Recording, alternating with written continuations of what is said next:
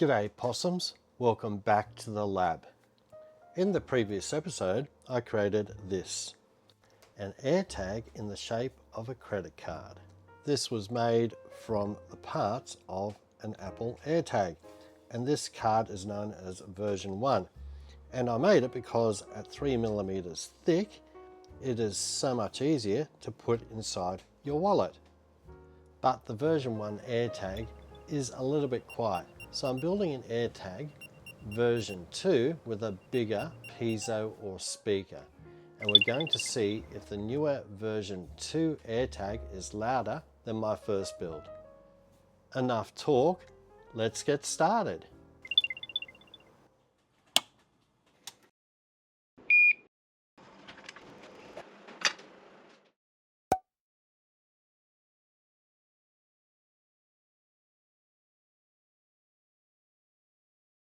Right, we have everything here we need to get started. We have our Apple AirTag and we're just going to tear this apart and take out the core of the printed circuit board, and then that gets glued into here. And I specially made up this PCB or printed circuit board, and then we just wire it up to these terminations here, plus and minus, and the piezos. And talking about piezos, this is our original piezo speaker, very tiny, and this is our new one, which is a lot larger. So hopefully in theory it should be a little bit louder. And then we have our battery terminations or battery receptacles we have to solder into place, and these will take two CR2016s which will power up everything. Other than that, it will act exactly like an AirTag, except it'll be a little bit thinner. So if you want to have a look at the original version 1 AirTag we built up, I'll put a link up in the top right hand corner so you can see that being built, but we're going to move through this very quickly. So we better start construction of the AirTag card version 2 right now.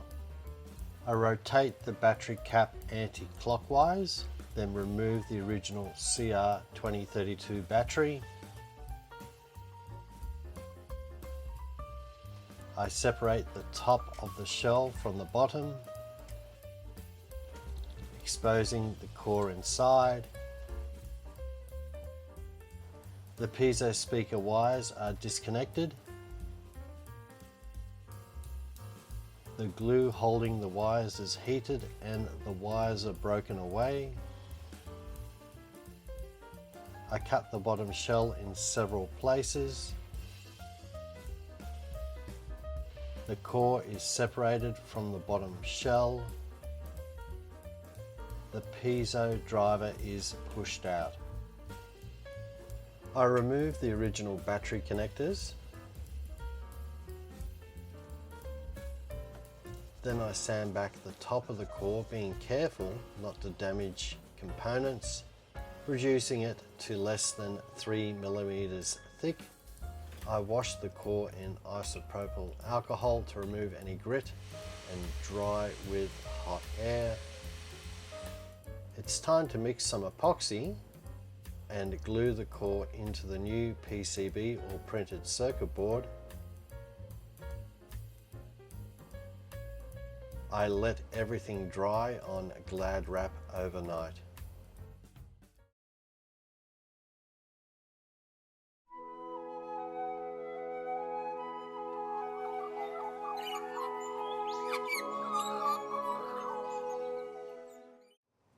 Early the next morning, I put a new larger piezo in place, as opposed to the older small piezo.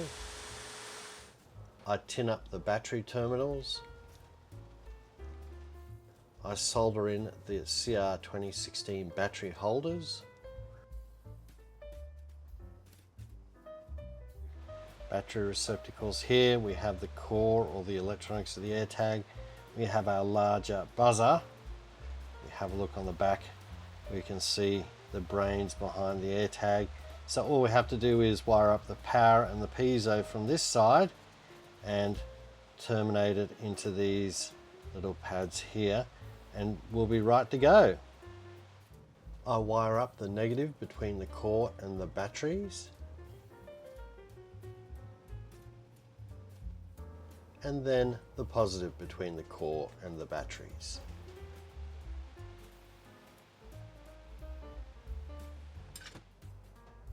This is our first piezo wire. This is our second piezo. The first one goes to the positive piezo, and the other piezo goes onto our negative here.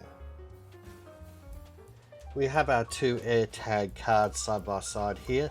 This is version 1 with the smaller piezo or buzzer. This is version 2 with the larger piezo.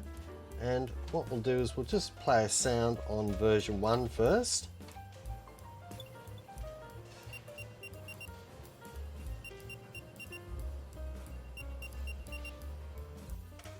Okay, and that's what we expected.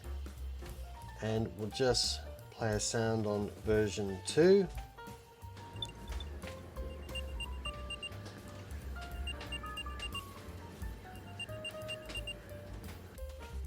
So version 2 is a little bit louder.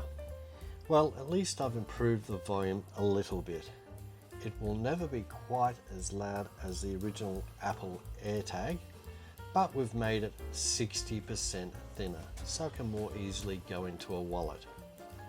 As long as you can hear it from a meter away, I can use the Find Nearby function on my iPhone 11.